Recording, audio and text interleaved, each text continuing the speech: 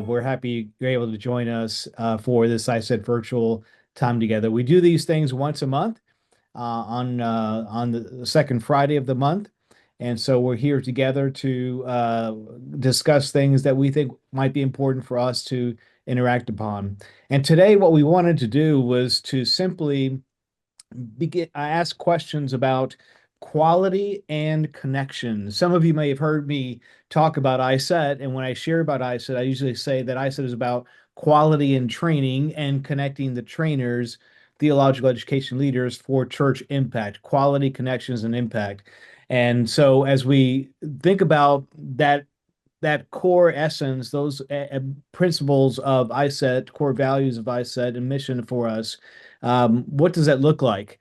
And so today we're going to have a little bit of a discussion interview with two key people within the ICET community, and that is Marvin Oxenham, who is our Director of Quality Assurance in ICET, and then Julie Shoemaker, who is our Director of Connections and Communications within ICET. And so between the two of them, we'll get a sense of what has been happening, what happened in 2025 in the area of quality, what happened in the area of connections, and what might be some things that we can look forward to within the ICET world, and both in the quality and in the connections aspect. So welcome everyone again, and Julie and Marvin, welcome to our time. Once we have our short interview between myself and them, then we'll break out into breakout rooms, and you could choose which room you want to go to. If you want to go to visit with Marvin and ask him questions, go visit with Julie and ask her questions, we can do that as well. You can do either one or do both along the way. You'll have about 20 minutes in the breakout rooms for that. So I'm going to start off with Marvin. And Marvin, welcome to the call. And I know that all of us are here in London actually for our ICET board meetings. And so we're all together here. But Marvin, welcome. And let's talk about quality, right? Let's talk about quality assurance Sure. and theological education and so on. So just generally, just tell us, what is ICET's vision for quality? Hi, and hello to everybody. Great to be joining you for this meeting. So, ICET's vision for quality actually aligns with the vision for quality in education that's coming from the higher education sector as well as from our own Christian tradition. But three interesting words were coined in a recent report by the INQUAHE, which is the International Network for Quality Assurance in Higher Education. And they've defined quality in education in terms of three words. And I find these very interesting and relevant to us. The first is efficiency. So quality means that we are making education and educational processes and content more efficient. The second word is relevance. And it means quality is making education more relevant to the actual needs of society, of students, of the church, and the mission of God. And the third one is transformative power. So quality defined in terms of transformative power. So quality in theological education has to do with enhancing efficiency, relevance, and transformative power. And I think there's a knock-on effect in quality because clearly we see the need for this kind of quality in the church and in society. And that will be generated by leaders that are leading in church and society. And those leaders need to be trained in schools, in theological schools, in the case of Christian leaders. Those theological schools are being helped in their quality by quality assurance agencies. And what ICET does, in a sense, we're at the top of the food chain because we're trying to enhance the quality of the quality assurance agencies that are serving the schools, that are serving the churches, that are serving the leaders in society. So that's in a mouthful, a vision of quality. Yeah, and as we think about efficient, relevant, and transformative power, I know that within the ICET world today, we have those that are involved in both formal and non-formal theological education, and I could see those three terms applied in the non-formal space as well, being efficient, relevant, and transformative, Absolutely. especially. I think we Absolutely. all want to see, no matter what sector you're in, we want to see training and equipping of leaders for the church and society that are transformative agents, right? Amen. Within their work. So also in terms of quality assurance work that ICETE has been doing, what kind of quality assurance have you been involved with? Have we been involved with ICETE, Marvin? Right. So again, let me specify that the at the moment the recipients of some of our most recent work are the quality assurance agencies, although we are clearly seeking ways to also serve the non-formal world. But let me give you an example. Some of you know that recently I've developed a passion for sailing. And in a sailboat, there are two very distinct technical names and parts for the boat. There's the part that's under the water, which in English we call the hull, and then there's the part that's above the water, which in English is called the topside. Interestingly, in Italian, and I lived and studied and did my licensing for sailing in Italy. The words that are used for the bottom side are opera viva, and for the top side are opera morta. And the words literally translate that the part of the boat that's under the water, it's called the live part of the boat. And the part that's above the water, the top side, is called the dead part of the boat. And I would have thought the other way around, that what's underwater is sort of the dead part. You don't really look at that much. And what's on top of the water, that's the real live part. But it's actually the other way around. And in a sense, what we're doing as ICET is at the moment, our strategy has a lot to do with servicing the hull. We're on the bottom side of the boat. We're under the water, trying to make the boat of quality and of theological education efficient for travel. So, for example, the past years we've helped develop the standards and guidelines for global theological education, common standards that we've worked with across the world to see what do we mean by the standards for theological education. We've worked on things like trying to define some of the new trends in micro-credentials or competency-based theological education. We've worked and we've done consultations on defining educational approaches. What exactly do we mean by non-formal? And just in this last year, we published a guidelines for non-formal theological education with some rather technical definitions, but that are very important Yeah. as we work across the sectors. We've defined a four bucket model for different models of education that go across formal, non-formal, accredited, not accredited. And so there's a map and a grid that we can be used. This year, we've finalized the ISG, international, the ICET standard, sorry, IQF. It's not the ISG, it's the IQF, the ICET quality framework. And I may say something more about that in a moment, and also the ICET alignment process. So again, these are all things which may mean something to you. They may not. I'm happy to answer questions and explain more in detail what they actually are. But just to give you a general idea that a lot of the work that ICET is doing now in terms of quality is on the bottom side of the boat. It's building the quality from the bottom up, and then hopefully that will reflect in the top side of the boat in terms of impact and Yeah. efficiency, relevance, and And transformative power.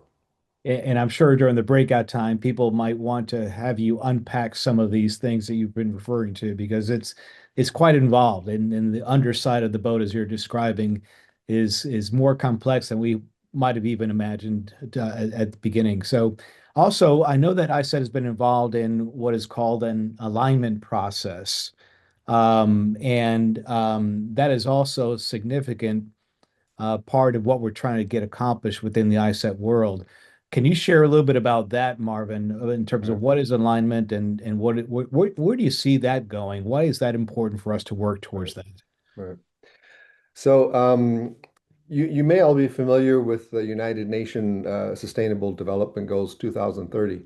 Goal number 4 has to do with education, and it states that the goal is to provide equitable and accessible quality education for all. And in the same report I mentioned in our first question, the question is asked, well, how is quality determined? If the sustainable goal is to offer quality education, how is that determined? And the report answers, well, it's determined by quality assurance agencies, but these agencies in turn need to be externally reviewed on their own work because there's a diploma mills and there's also accreditation mills. Um, And the report claims that there are 801 quality assurance agencies in the world operating in the sector of adult higher education. Of these, only 22% have ever been externally reviewed So for in the other words, only quality. 22% of the quality assurance agencies have been qualified. External, exactly. Yeah. Exactly. That Okay. means that 8 out of 10 quality assurance, and these include the national accreditation agencies Right. in some of the countries of the people that are on this call, the ones in higher education, the ones that are accrediting universities. 8 out of 10 have never been externally reviewed for the quality of their own operations. So what the ICET alignment process is doing for our current 7 accrediting agencies, member associations, we're providing an external review process where they have to sort of be accredited in order to be able to accredit. So it's a taste of their own medicine. And so we've agreed on standards and we have a process in place. And hopefully by the end of 2026, all of our agencies will be aligned and externally reviewed. That's great. That's great. Hey, Marvin, I also want to ask you real quick about micro credentials for a moment. And I know that some folks have been very curious about that over time. Can you just briefly give us a snapshot about where ICET is in the micro credentialing space? Right. And perhaps in the breakout rooms, they might have some more questions about this and other things. But can you just give us maybe a recap of where we are with that Yeah. at ICET? So again, the micro-credentialing movement is new in higher education and even so in theological education. And anything new, um, everybody's trying to give their own interpretation of what micro-credentials are and how they work. And the UNESCO has published a document, and I think it's called it the jungle of qualifications, where everybody's. So as I said, we've actually had some consultations. We brought key leaders and experts together, and we've produced some documents defining what micro-credentials are, defining standards for quality in micro-credentials. And part of the alignment process is also to align accrediting agencies in order to be able to accredit Mm, micro-credentials, to know, mm. understand what it means to do quality assurance of micro-credentials that are different. So that will be happening during this year. All of our member associations will be aligned with micro-credential accreditation abilities, hopefully. And at the same time, we are also developing strategies on how to offer possibilities of micro credentials from those that are coming from the world of non-formal, and especially in the non-tertiary. It would be level 4, but I won't get into the technicalities of that. But we're working on a project. It's still not finalized, and actually, you can pray for us during this meeting as a board. We will be discussing some of these strategies together in this very exciting development. I mean, micro-credentialing, many of us are convinced is an important future in global theological education, but we need to do it well. And just as Yes, online education, when COVID struck, we were all thrown into the deep end of the pool, and everybody all of a sudden was doing online education, some of which quite badly because we weren't prepared and trained. The risk with micro credentials is the same, that we can do it badly and we want to do it well with quality. That's part of who we are. that's great. That's great. Marvin, thank you for these insights and ideas about quality assurance and the role that ICET has been playing in that. And thank you for what you've been doing and leading us in that fashion. I want to turn over, and then when you go into the breakout rooms, you have time to ask him more questions and interact about quality assurance and maybe some of the things he mentioned or some other questions you might have. It's sort of an open time to interact with Marvin, but also Julie is on the call with us. Hi, Julie. Welcome to our time Mhm. together. And Julie is serving, as I mentioned earlier, as our Director of Communications and Connections at ICET. And she has been she's actually our first full-time employee of ICET in 45 plus years. And so she has had a full plate and then some over the last year or two within ICET. But Julie, why don't you tell us a little bit about some of the things that you've been working on and your team has been working on in the area of communications. And then I know that the connections part is also a big part of what we've been investing in recently. So why don't you touch on the communications part first, and then we can talk about some of the connections aspects that you've been working on.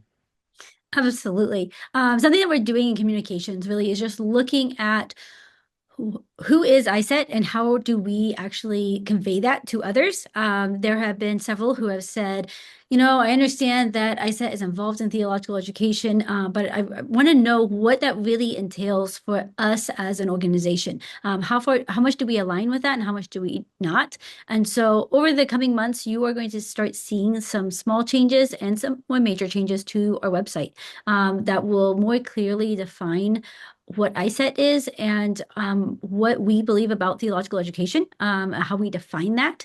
And these aren't necessarily meant to be definitions that are to be argued over or anything like that. It's a very general and broad scope because we do have the formal, non-formal, and the informal sectors of theological education that we are trying to help work together more and more. And so you're going to see changes like that coming out in the coming months. But other things that we're doing are really just along the lines of trying to make sure that you have information when you need it and how you need it of what is happening within theological education around the world. And that includes even what Marvin's talking about with the quality side. This isn't just about connections. This is also about making sure that we are sharing what is happening and making sure that you guys are aware of it. And so we're trying to build those rhythms so that you all have what you need when you need it so that you can continue well equipped in your work. Great. Thank you, Julie. And then what about, I know the connections part, that's been a big aspect of our movement recently. And maybe we can start off by giving an update on impact teams, for instance. And because we sort of kind of put the impact teams under connections at this point in time, intending to bring people together around the world around certain topics that we feel need to be further elevated and embodied within theological education. So tell us more about what has been happening within the Impact Teams initiative of ICET and where you might see that going into this year 2026. hmm Yeah. Before I get to impact teams, let me back up just a little bit and talk about Sure. connections as a whole, and what that is. So Marvin's talked about what quality is, but connections, when we talk about that, we're talking about really the relational side of ICET and cultivating the relationships, whether that's through our gatherings, some of it is through the communications, but a lot of interactive dialogue, collaboration, of course, for the purpose of supporting the church's mission. So whenever, Michael, you mentioned impact teams, that's one of the ways in which we're trying to Right. fulfill that through people being gathered together to have dialogue, to be able to discuss topics together. So right now we have 22 impact teams. Of course, these started back in 2024 with just 10 of them, but we've continued to add to that. In the last half of 2025, we added three additional ones, making up the final ones at this point that we have, rounding out that number to 22. And so they continue to meet pretty regularly, especially as the year is starting again. There are several of them that are starting to meet again, and they're working towards various topics and to make progress on those as it relates to theological education. For example, the doctoral education development one. I just saw a report from them very recently talking about the work that they are doing to continue developing doctoral programs in the majority world and bringing those people together to have conversation around um, the the barriers and the other issues that they're facing, and they're having some very, very productive conversations there. They're going to have a great impact within the programs there. So that's one Yeah. example. Yeah, go Yeah, ahead, Mark. they've been really quite active, haven't they? And they've also had some funding to help them from Langham, I believe. So Langham has been coming alongside of them and helping them as well. We've also had some other impact teams, by the way, that have had some funding made available to them, not through ICET directly, but through other resources that are out there.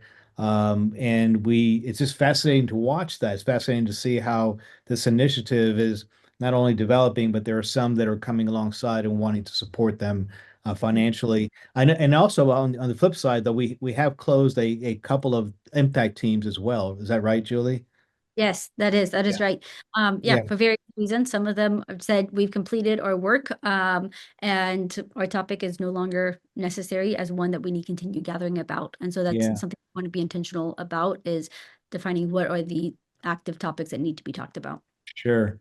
Sure. Recently we added, you said we added three new ones. What are those topics? What are those three that we recently added? And this is interesting because we had C25 and we had a set number of impact teams for that event, and we thought we would kind of cap it out at that point. But then there was other topics that came up that where people came to us and said, we really would like to get involved in forming an impact team around these topics, and they were extremely passionate about these topics. And so, what are those three that we have recently added, Julie? Yeah, the three that we added are church movements. Then that's looking at connecting those within church planning to theological education for the sustainability of those churches. The second one is Muslim background believer or MBB theological formation.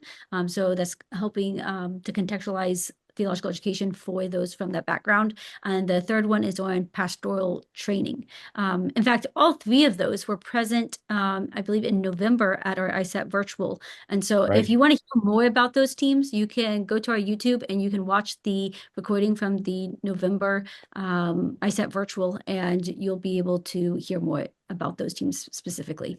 Great.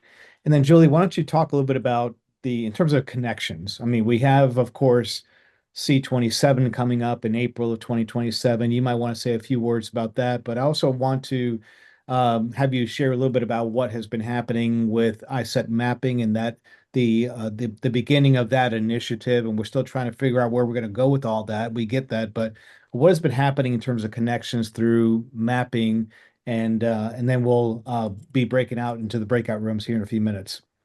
Yeah.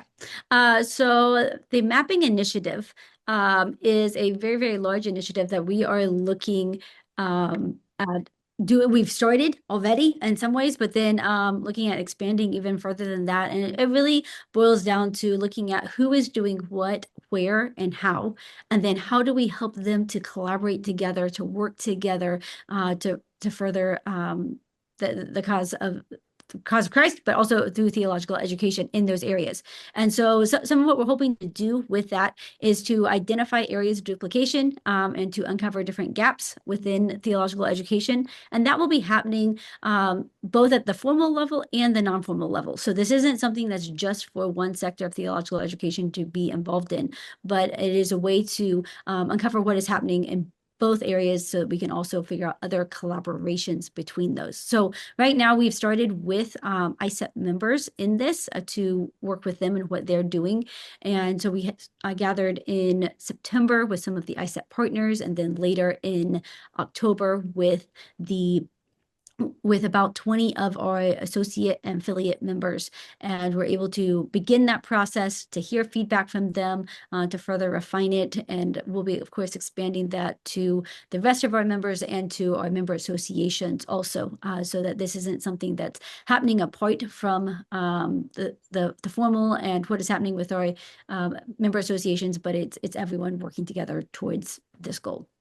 Yeah, and part of what's important about that is that it's not just about collecting data and having a directory and so on of those that are. So this is sort of right now it's kind of closed to ICET members at this point in time because we have a pretty large group right now, our ICET community. So we wanted to focus in on that group, and so we'll see how that develops. But it's not just about the directory; it's also about how do we connect the members within ICET and develop relationships, and as they connect, what are some of the collaborative opportunities they can have to accelerate the work that they're already doing? So, and Julie, is there anything you want to share about C27 before we go to the breakout rooms?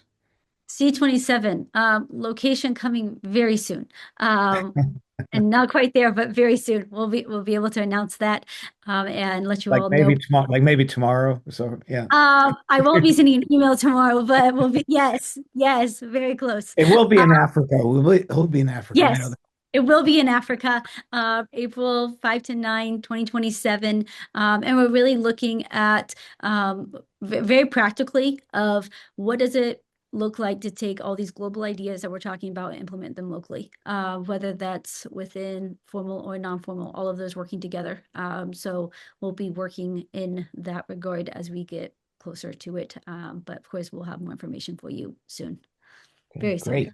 Great. Thank you, Julie. All right. So at this point, we're going to go into our breakout rooms, and you could select whichever room you want to attend. Marvin will have his room talking about quality. And again, it's almost kind of a free game. You can go ahead and ask any question you would like of Marvin. And same thing with Julie. So Julie will be leading the group on ICETE connections and communications. And so you will be able to select which one you would like to go into. We'll have you in there for maybe about 20 minutes, or a little bit less than that. And then we will come back together and share what we might have been discussing in our two groups. And then we'll close it out at the top of the hour. So, hey, folks, welcome back. Hopefully, your time on the breakout rooms was informative, insightful, good interaction between you and Julie and Marvin. So, Marvin, let's go to you first. Tell me, what were some of the things that you heard from your group? What were some of the questions they were asking about? What did they want to know, and how did you interact with them about some of those things? Nothing. We talked about NFL and quarterbacks, and you know, most of us don't even know what that is, you It's actually college football. know. Actually, we just got started. We could have used another hour. I bet. I bet. The most of the participants in our group were coming from the world of non-formal training. Yeah. And so there was a lot of interest about what ICET is planning and thinking about in terms of provision for quality and recognition in the non-formal sector as it relates to micro-credentials. That's where the question started, and then we sort of went from Sure. there. So I showed the group that one of in ICET's new strategic plan, we actually have one of our points is to assist the non-formal in developing quality for recognition purposes. So that's very firmly in our strategic plan, and it's not going to go away. And Yes. I tried really hard, Michael, not to burn my fire because I told them we have a proposal coming to the board tomorrow morning, uh, Tomorrow morning. in on this very exact point, and that I couldn't release any details. So they very gently kept asking questions, and I think I've kept I've kept it, but it is potentially an important development such that we've not said anything about it until the board has engaged with it thoroughly. We did also reassure that it's in ICET's DNA that proposals of this sort, strategic proposals, do go through a consultation process so that if ICET is going to be offering services of quality to the non-formal, there will be a process of consulting those in the non-formal Yes. over the proposal to get their feedback and potentially bring that back in and modify the proposal. So this is the way we've always done things. Yeah, It's and in the not a past, as top-down we organization, we're a bottom-up organization. right, exactly. So I we're was going to going to have to say call an ICET virtual next week because everybody in my group wants to know what's going to happen. we might need to do something even tomorrow afternoon after the meeting. So, yeah, I figured that in this session you might have some questions along those lines, and there would be some people curious about what we're doing in that space.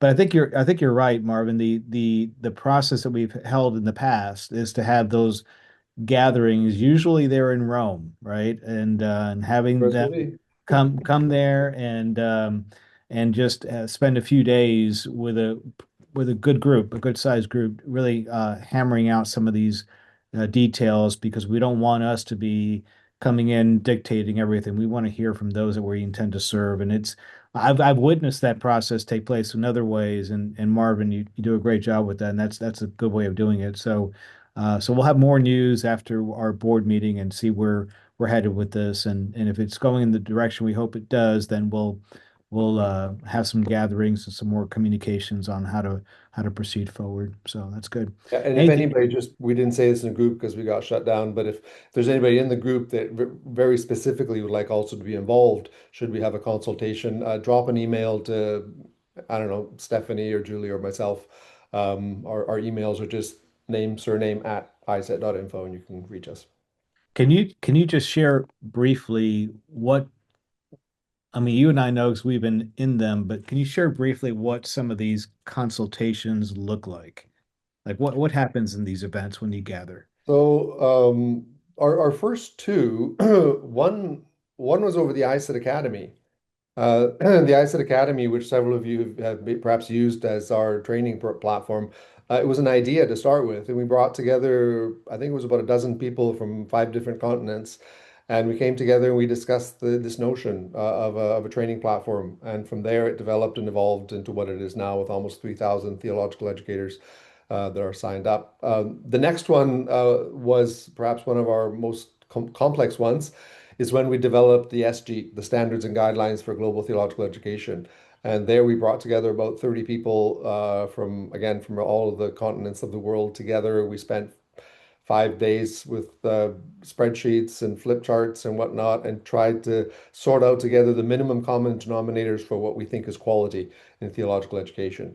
And so then the result of that was a published draft. The draft was circulated back to all the participants who then edited it. Then it went to the board who did further edits, and then it was approved and published. So it's almost like writing a constitution. Yeah, and you could see that hard work at the beginning lays the solid foundation for what is to unfold over the next number of years to come. Because I said Academy has done so well, and of course the standard guidelines that you just mentioned, those are being used all over the world, and just but again, just built upon a solid beginning foundation time. Someone expressed concern, and I think this was an important point over, if ICET is going to be providing some sort of quality assurance mechanism for the non-formal, what are the formal accrediting agencies going to think? What's going to happen if they don't Yeah, agree, if they disapprove that and don't cooperate? And the answer was gladly that all of ICET's formal accrediting agencies sit on the board. yeah, They are the yes, ones who will be engaging with that. And once they have approved it, it means that in their region, this mechanism will be understood, and that there will exactly. be cooperation with the formal accrediting agencies with whatever happens in the quality assurance of the non-formal. That's great. That's great. All right, Julie, it's been a couple of minutes. How did your group interact with you? What were some of the things that they felt were most important to talk to you about, and so on? Yeah, we ended up talking about three topics primarily. One being mapping and a little bit more of just what does it look like for those connections to be made? What do we want that to look like? Another would be impact teams, and what are some of the barriers to those working well, and what are some of the Mhm. things that also help them to run well. So both sides of that coin there, looking at that. And then third, where we spent the most time was actually on next generation and talking about what does that mean for ICET? How do we define that? And real quickly, for those who weren't in there, we define that as 39 and under. And we're looking at next generation of students and leaders within theological education. But the impact team that is focused on next generation development, that one's focused a little bit more on those senior leaders and others of what does it look like to bring the next generation into leadership and in terms of succession and handing things over in the long run. But we had, yeah, a great discussion about next generation and what does that look like within theological education. Great, great, great, super. Of everything that was discussed in your group, what do you think would want to follow up on most? Like Follow up on. Marvin mentioned the non-formal credit. So what about in your group? What kind of stood out the most? Was it the next generation stuff or something else? Probably so. Next generation, Yeah. specifically with the senior leaders. It was Carmen who mentioned what if, bringing together some of those senior leaders and talking with them about some succession planning, which would be fantastic. Yeah, Yeah. that was great. Great. All right, folks, I'm going to turn it over to Julie now. She's going to close our time together. And thank you for being with us. And Julie, it's over to you for a few moments. Thank you, Michael. So yes, few final little announcements before we move on with our days or nights, depending upon where you are. Our next ICETE virtual will be in February. It's always the third Friday of the month, but that is February 20th. And we will share what that topic is in the next newsletter coming out on Wednesday. It should be there. And we'll be able to, continue there. As Michael mentioned, and we mentioned earlier, C27 it will be coming next year. We'll have more communications about that after these meetings this week. But yeah, that's all the actual announcements that we have. So enjoy your days or your evenings. Thank you for joining us, and we will continue keeping you updated as it relates to quality and connections and ICETE.